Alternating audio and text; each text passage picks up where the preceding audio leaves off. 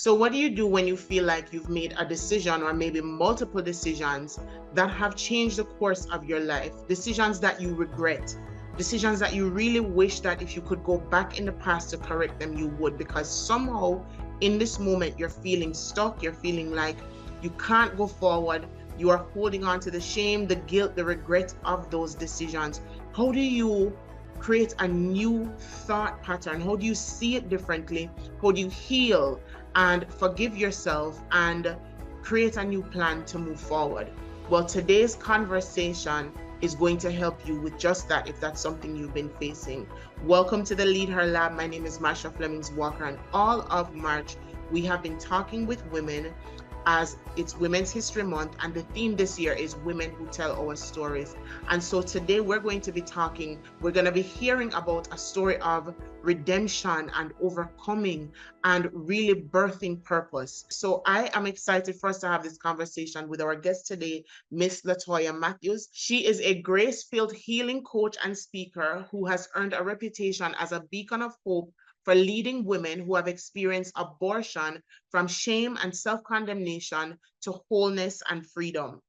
After taking her own traumatic solo healing journey, Latoya is on a mission to unravel the shackles of guilt, pain, and regret that bind countless other women. Those whose lives have been radically transformed by Latoya's anointed message of hope and restoration fondly refer to her as the Underground Railroad of freedom for wounded women. She has spearheaded and launched a host of dynamic faith-based initiatives in her quest to see women empowered and set free from emotional childhood and broken relationship trauma. She hosts an annual 3-day retreat entitled The Free Woman, a sacred space for women to gather and heal. She has facilitated numerous grace-based life-changing events, including the Saved Girl Conference, the Empower You Conference, and a Monday masterclass, The Hard Conversations, and Heal Her, A Journey to Self-Love. Latoya has been featured in the Redefining Wealth podcast with Patrice Washington and Black Love. A gifted author, she has penned Discovery, a 31-day devotional journal for women, and a forthcoming book entitled Unveiled Freedom, My Journey to Removing Shame and Guilt After Abortion. I know. So before we welcome her, I just want to connect the dots. So maybe abortion may not be the story that you have experienced, but maybe there is something that you know that you should have done, a dream or a goal or a vision that you had, and you didn't bring it to fruition. Or maybe you had something, you were working on something, someone was in your life, and you mishandled that situation, and now you're dealing with the ramifications of it. As women in leadership, we not only lead in corporations and in our own companies, but even in our very homes, even in different communities that we're connected to, and even just in the relationships that we facilitate. So you may want to think, what aspect of your life did you make a decision that you did not bring to fruition, something that you should have done, and what shame and guilt are you holding about it? Because today's conversation may just be healing for you. So let's welcome Latoya. Hi there, Latoya. Thank you so much for joining us today in the Lead Her Lab, and we are going to dive right in. So let's start with your testimony. In your bio, I spoke about your own traumatic experience, and I want to start there and then, lead into the work that you do with women in leadership and how that experience has positioned you to help them today. Thank you so much for having me, Marsha. It is a blessing and honor to be in the Lead Her Lab on today. And, this story, my testimony started at the age of 18. And when I found myself sitting in the what we call in Mississippi a health department, being told that I was pregnant. And so it was just like my whole world got flipped upside down because I was going into college, just had graduated from high school. And it was just like, I was hit with this situation and I didn't know what to do. And I thought the best thing that I could do was to have an abortion.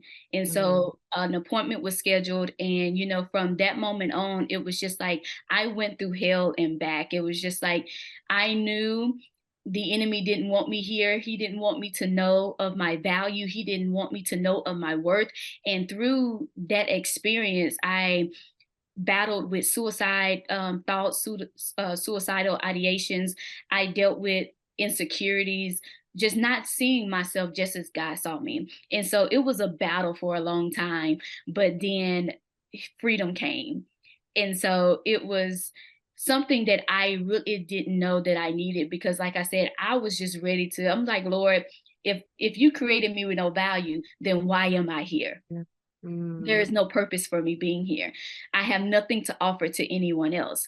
And so just really having this space where I can receive forgiveness was the best thing that I could do. It was a gift that was given, and I chose to receive that gift. Mm. And so now I get to, help other women do the same. And one of the things that I always say is that you may not have had a physical abortion, but you've had things in your life that have tried to abort your destiny, whether it be rape, molestation, or whether it be a divorce.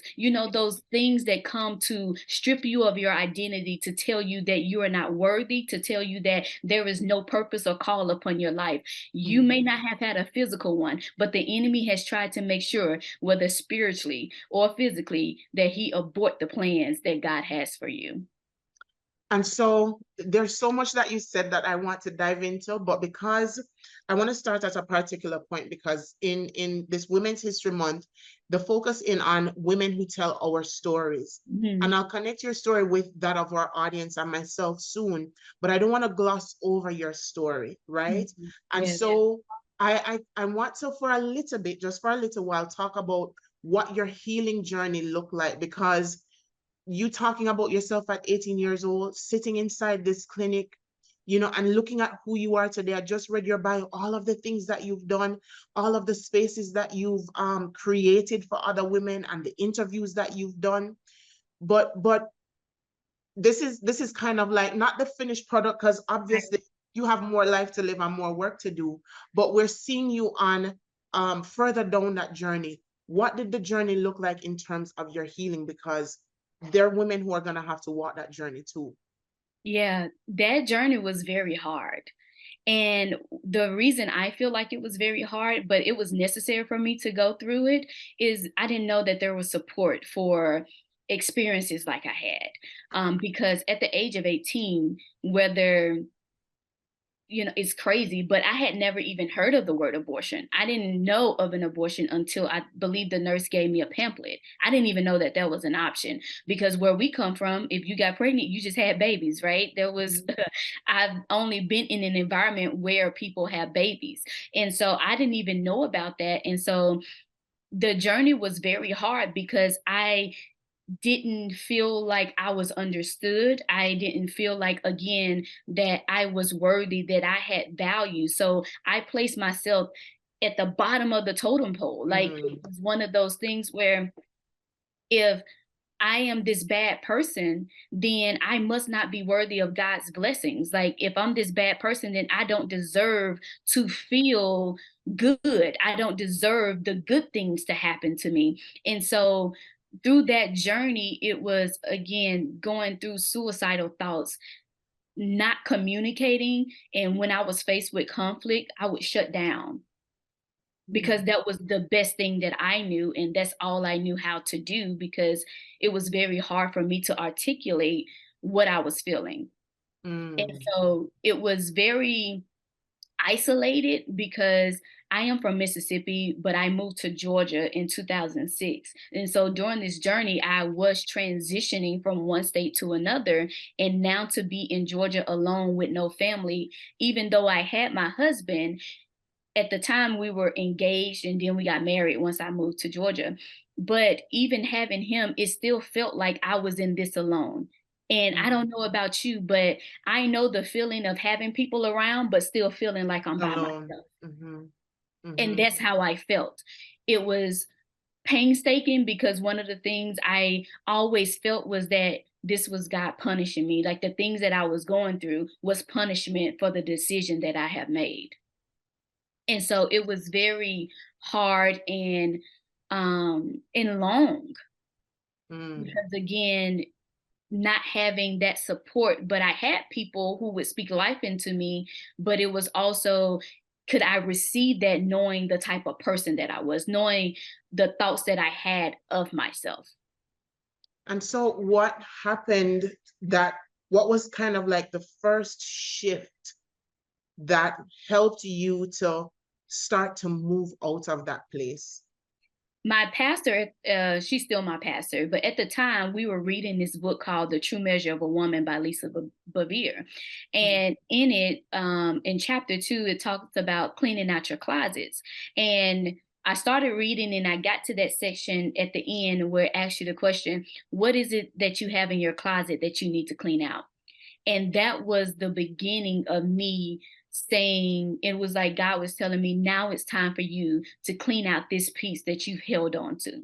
Because, as women, we can hold on to some things. I'm going to lose weight, so let me hold on to these pants, until I lose the weight. It's hard for us to let go of things. And that's how it is. That's how it was for me with that part of my story. And that experience, I had held on to it because it was like I needed to hold on to it to justify um, the thoughts that I had against myself. And so at that moment, it was, okay, I really need to let this go in order for me to provide value to someone else. And one of the other questions was, what is it that you have to offer to others? And in that moment, I broke down crying because it was like, I don't have anything of value for anybody. Like, Mm. I'm not a valuable person. And so that began to catapult me and start this journey of healing. And when we met back up with my pastor and the other women who had read the book, I wasn't even going to share because shame had me, shame would have you in secrecy, right? Shame is like secrecy. And I was like, I'm not going to share because this is just too much and I don't want the judgment, right? Like, because who wants to share about that? And so I shared the story. And as soon as I said it, and I told my pastor that every day I had prayed and asked God for forgiveness every day um, of that journey. And she said, sweetie, God forgave you the very first time that you prayed. And it was like water to my dry, weary soul because it was like I didn't know, my mind could not comprehend that I had been forgiven the very first time that I prayed. Like, really? Are you kidding me? But again, it was a gift that was offered to me that I had to receive. And in Mm-hmm. that moment, I remember that I had like this pain in my stomach. And when she told me that I had been forgiven, that pain left. And I've never felt that pain anymore. And it was just like, we are given this gift, whether it be forgiveness, whether it be joy, or whether it be happiness. But will you receive the gift that is being given? And that was the beginning of my healing journey, receiving that which was given to me. Mm. So for the women that are watching this, that even in their corporate experience, in their entrepreneurship experience, going through a divorce, going through severe debt, whatever it is that a woman is facing, and you've coached women in different spheres, Mhm. right? Mhm. That they're at the place of feeling like I've made a complete mess of my life. Mhm. I've made this decision and I don't know how I'm gonna come back from this thing. How do you where do you start with coaching a woman? Take us through what that process looks like, talking her through rebuilding herself. Well, the first thing that I walk these women through, because it's like we don't understand that God can take our mess and turn it into a message, right? You can't mess up your life to where there's no purpose for it.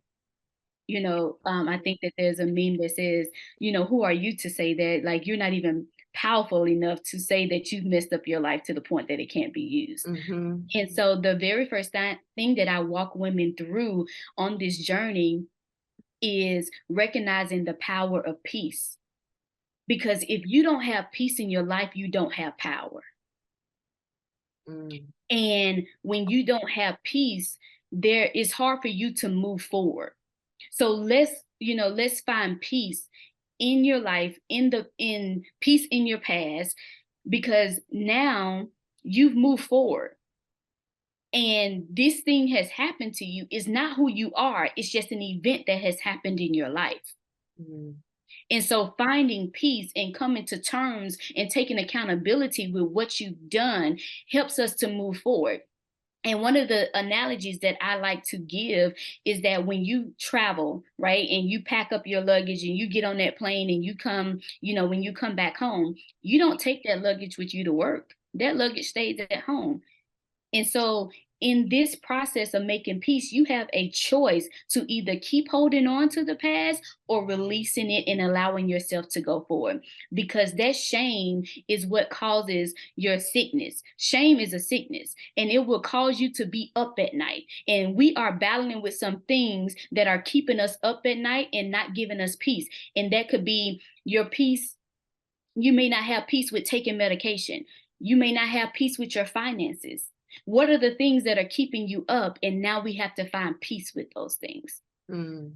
And then we move into your personal identity, affirming and confirming who you are and who God created you to be. Before we jump into the personal identity, Mm-hmm. for that woman who says, but Latoya, I'm trying to find peace and it stays up in here and it won't go away. Mm-hmm. And I know you have a process that obviously somebody would have to work with you to go through. But one thing that you could tell the woman that it's staying up here with her and she takes the luggage with her. Like, what's one thing she One of could? the things I have the women to do is what I call a confessions of the heart letter, because we don't realize how much weight words carry. Mm-hmm. And so through that confessions of the heart letter, I have women to write down exactly what it is upon their hearts. I don't care if it involves cuss words or if it involves things that, really bad things. Write those things down on paper. Get it from here to paper. And then after you write that letter to whomever it may be, process it. And if you cry, don't stop. Write through the tears. And then when you get to the end of that, process it, and then we're burning it, because this is the only bridge that we're not crossing back over. Mm. Mm. And burning has a significance because it's like you're burning away those thoughts, you're burning away those feelings, you're burning away those things that you've held onto, right? And you may need to write more than one letter. And this doesn't have to be a one-time thing, but keep writing it down until you are at peace with it. And through that too comes with journaling. Journal what you feel. Journaling is a place of peace as well. It's a place where no one else gets to know what you're writing. It's private. Yeah. And so that's the one thing that I would give to her. Take the chance and write that confessions of the heart letter, get it off of your heart and burn it. Yeah, I like that. And I like the fact that you said, you know what, this doesn't have to be a one-time thing. Mm-hmm. And as you were speaking, what also came back to me is you saying I had to be willing to receive it. So it's also important every single step that whatever it is that we are battling through, that we come to that place of the journaling and come to that place of the confessions of the heart letter, willing to say, I'm letting it out here and I'm willing to move past it and no longer hold myself hostage to that. Thank you for sharing that one thing with us. So go ahead. No, I was just gonna say, you're welcome. But the one thing that I've realized is that we don't take the step because we've only dealt with this thing, right? And we don't know what the other side of that looks like. So we're scared to take the step because what's on the other side? All I've known is heartache. All I've known is pain. All I've known is the bad thing. So I don't know what's on the other side of this bridge that I'm crossing over into. So I'm not going to take the step. But the thing that I found is when you take a risk, there is a reward. Those who invest their money, they're taking a risk, but in the end, there is a reward.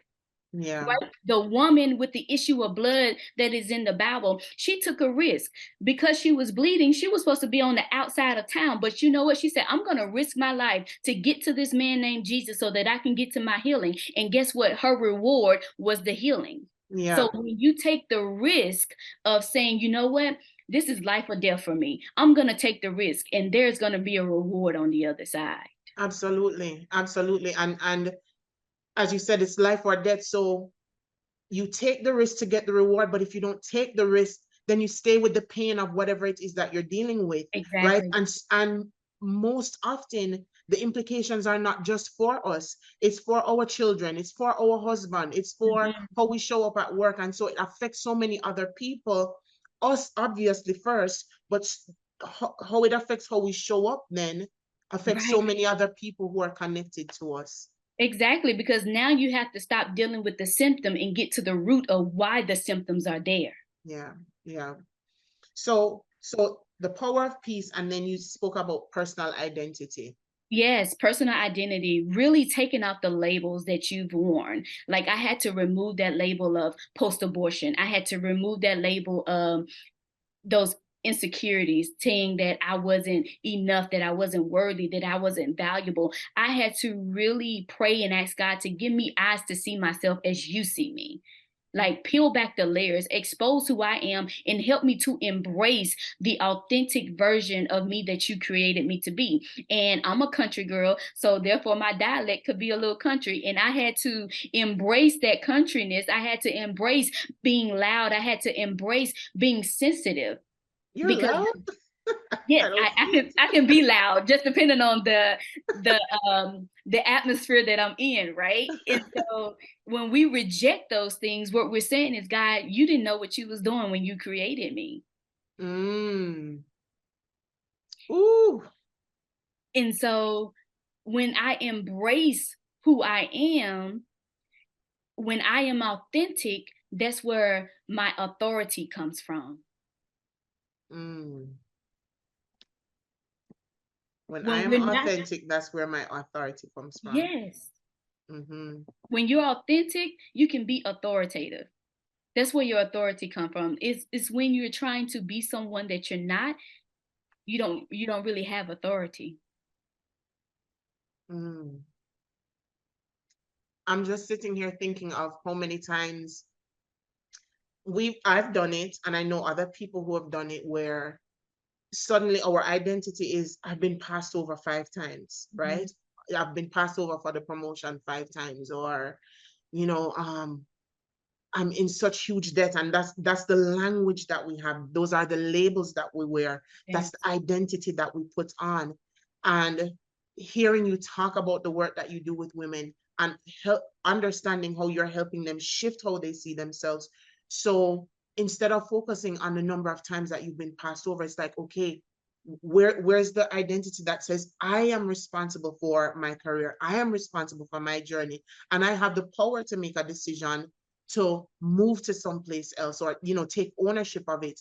I have the power to create a plan for relieving myself from debt yes, and stepping into a new reality. And I think exactly. that's so powerful, because it's so easy to get stuck in the looking at what the mess. Yes, yes. Yes, and this is why through personal identity, we go through DNA. And the D in DNA stands for disrupt, dismantle, and destroy. Disrupt those thoughts that you've had, disrupt the thoughts that people have said about you, dismantle it, destroy the labels that you carried, because that's not who you are. Mm-hmm. And then the end is getting naked. In order for us to truly know who we are, we have to get naked with ourselves. And that means taking off the mask. That means being vulnerable. That means being open, to goodness happening in our lives and saying, you know what, I'm having a bad day today.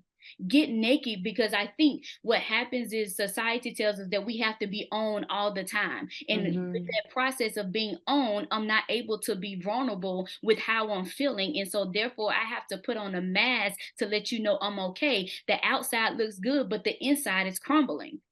Mm. Oh, that naked is tough. It is, but it's so naked is Necessary. necessary. Yeah. I Naked remember, is necessary. yeah, I remember hearing someone I was speaking to one day, and she said, she had been through molestation, and she's like, we were talking as mothers, right? And she just said she happened to mention it, but went really fast past it and said, I don't even think about it. I don't even know how it's coming out of my mouth to you, because if I stop to think about it, I feel like it's going to cripple me. And I think a lot of us operate in that space where we feel like I have to be functional because I have to take care of the kids. I have to show up to work. I wear this particular title and I have decisions to make. So I can't even stop to confront these things that I'm dealing with internally. And so I think that's so powerful. I think that's so powerful to establish that we need to be willing to be naked in front of ourselves, face those things. Yes, Yeah. exactly. And the A is acceptance, accepting who you truly are. Accept that you're loud. Accept that you have this quirkiness about you. Accept that your fashion may be eclectic. Accept all of those things. Mm.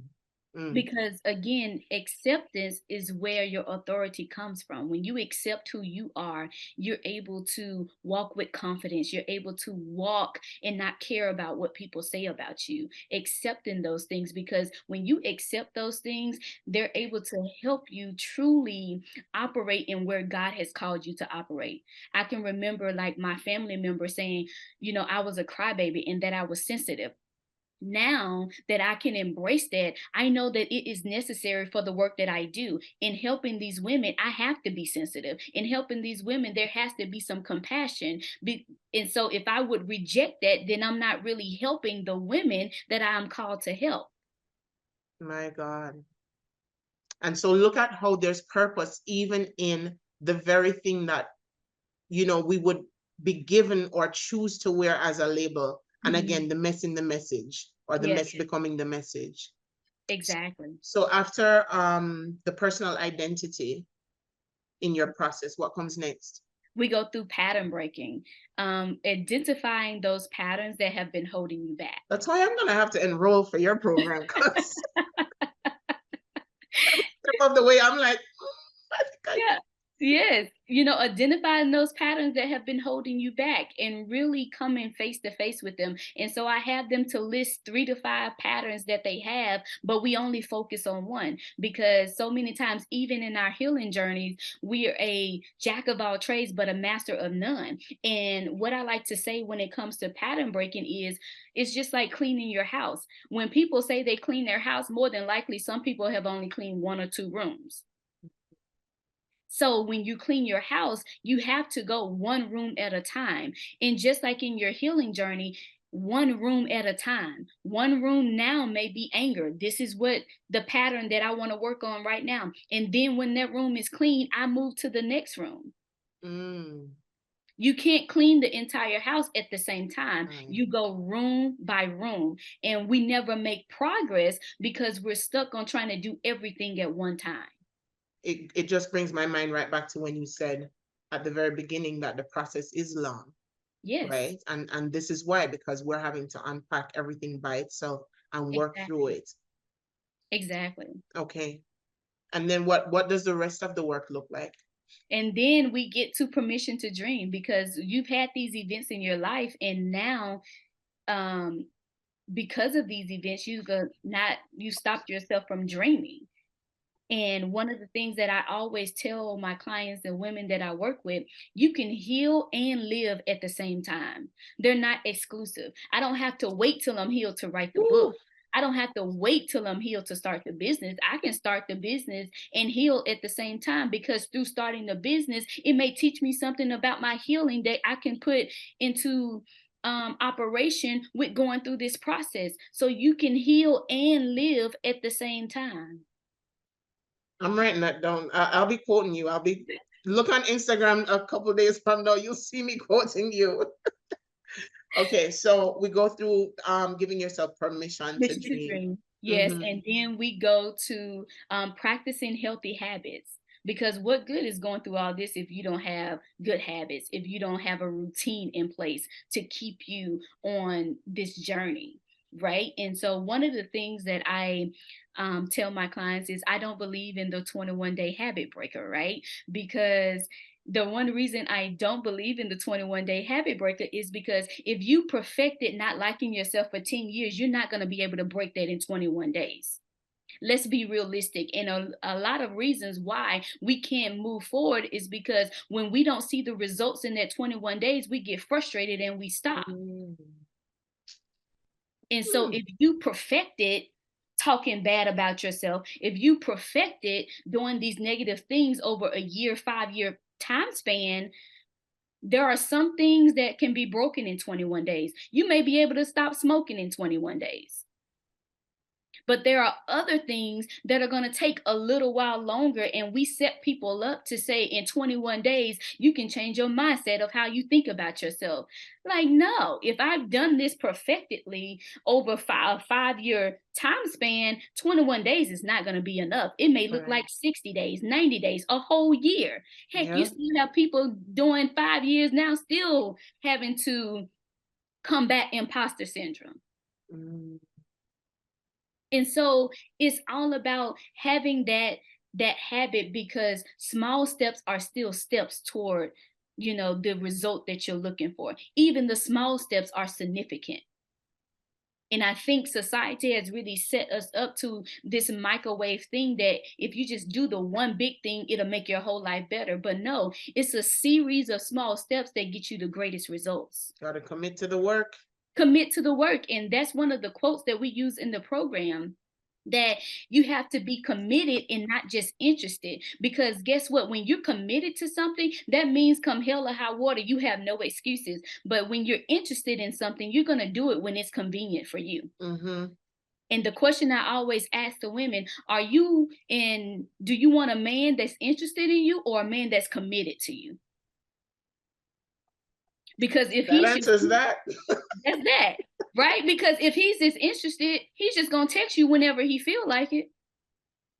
But if he committed, he's gonna make a plan to say, every other day I'm gonna text her to see how her day is going. You're gonna check in. And when things get rough, you ain't got no excuses.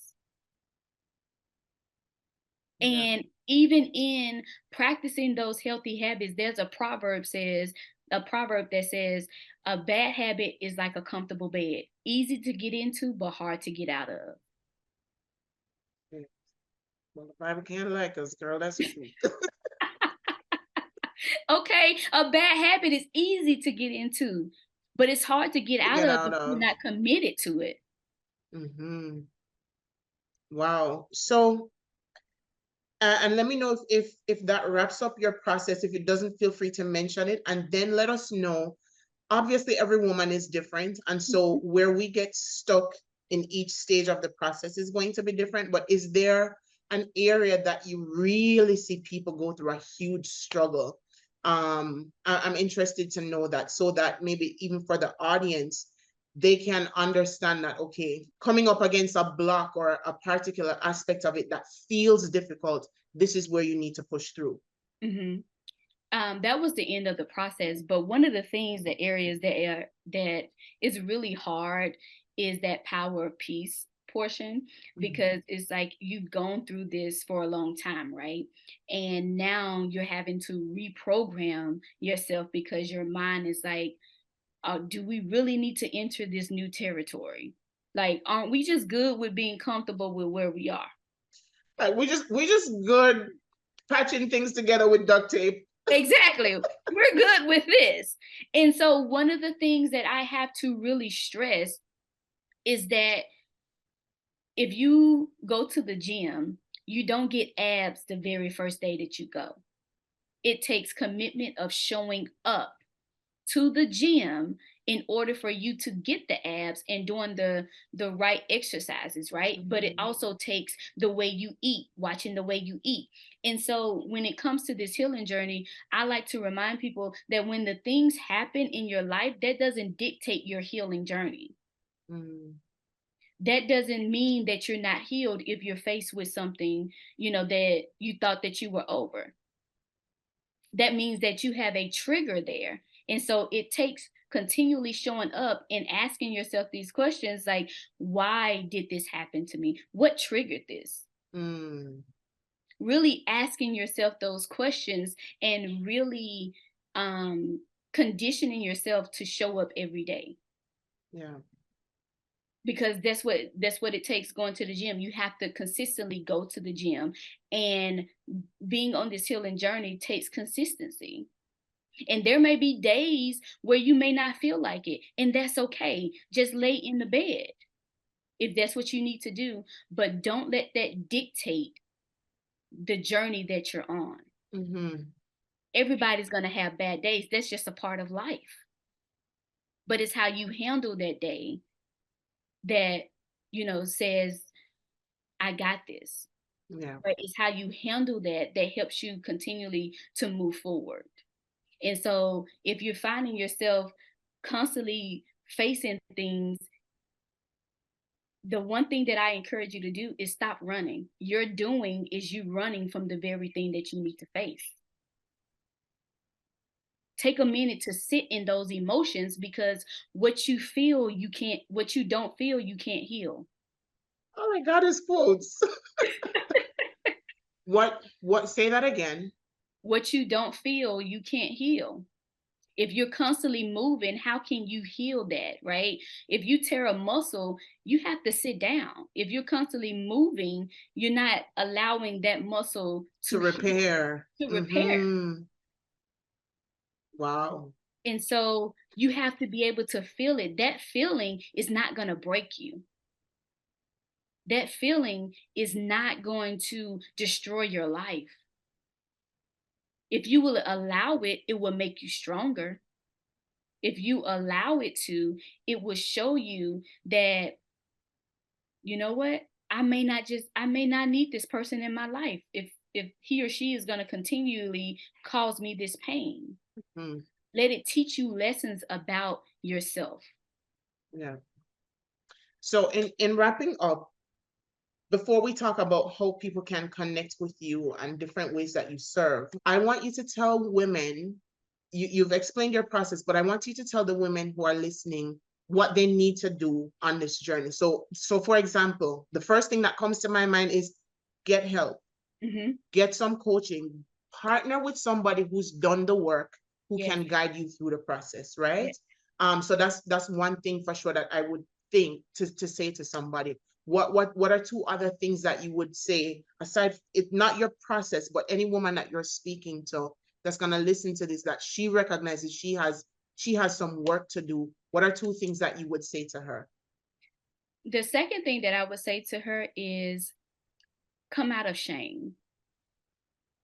Shame keeps you from connecting with other people. Shame says, I can do this on my own. Shame says that you're this bad person, right? And allow yourself to feel that shame, but don't let it keep you in secrecy. And I know this because I've lived in shame. And shame will have you out here stressed out, which leads to medical issues because you're not willing to release that stress from your body. And I know that there's a book that's called The Body Keeps Score. And one of the things that we have to do is eliminate shame. And when we can eliminate shame, we can get power back too. So good. And the third thing that I would say is, we said seek help, eliminate shame, but find you a community. There's nothing like being around women who can speak life into you, who can support you, who can, let you know that you're not in this thing alone. Because so many times we feel like I must be the only one going through this. But then when you open your mouth, you realize, oh man, there's like 15 other women who are going through the same thing that I'm going through. But finding that community. Community is so important. And so those are the three things that I would say. Thank you for that. Thank you. And that last piece too really immediately speaks to me, because when I've been through things where I found a community, and when you recognize that you're not the only person, and you start to draw strength from, the other women who have gone through it as well, it's extremely powerful. Exactly. So I keep forgetting that this is YouTube, because I'm still relatively new to YouTube. So I'm going to link all of your information below, how people can connect with you. But if you have any events coming up, anything that you would say for somebody that maybe is just starting out on the journey, where's a place that they can start to work with you? If you want to mention that, feel free to do so. Well, in October, we do have a married and free retreat taking place. Me and my husband, we're hosting a marriage retreat for couples who've experienced reproductive loss, whether it be abortion or miscarriage. That's what we're primarily focused on this time around. And so it's for married couples to come and get healing and to really just connect with each other and get the tools that they need to support each other on this journey. Because the one thing that we found out is that for the man it takes about 2+ years before he really starts on his healing journey, because he's Mm, in the process of taking care of his wife, and but who's taking care of him? yeah. And so it's really to bring unity to how they can support each other on this healing journey. And so it's called the Merit and Free Retreat, taking place October 5th through the 8th. And so we're really excited about that. But the first place to really start on this journey is I'll be hosting the Free Woman program again in June. And it'll be the first Thursday in June. It's an 8-week course, and we really go through the 5 pillars of freedom, which is the process that I walk women through to really peel back the layers and get vulnerable and really realize that there is hope, there is healing on the other side of everything that you've been through, and just allowing yourself to go through this process. And the number 8 represents new beginnings. So by the time you leave, the program is like a new beginning for you, a fresh start at life. And so we're starting in June. This will be the second time that I'm doing it this year. And it's just so wonderful seeing the transition. And like, I literally see the countenance of women change by the time we get to like the second and third week, because they don't realize like how much they've been holding on to things. And the Free Woman program is really a faith-based program. We are led by the Holy Spirit. However God wants to show up, that's how I lead. Even though I have a whole curriculum and outline, I'm very open to what the Holy Spirit wants to reveal and deal with at that moment. And so that would be the first place to start, and just going to my social media. I have content on my social media, Instagram and Facebook as well.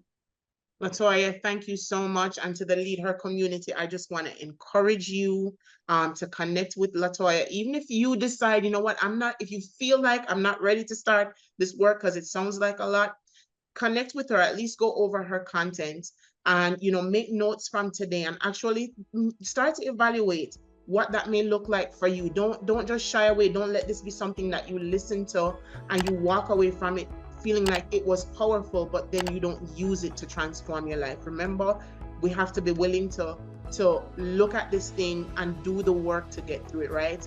Yeah. We committed, not interested. Right, exactly. Thank you so much, Latoya, for joining us in the Lead Her Lab today. We've been in to learn, and we're going to head out now to lead.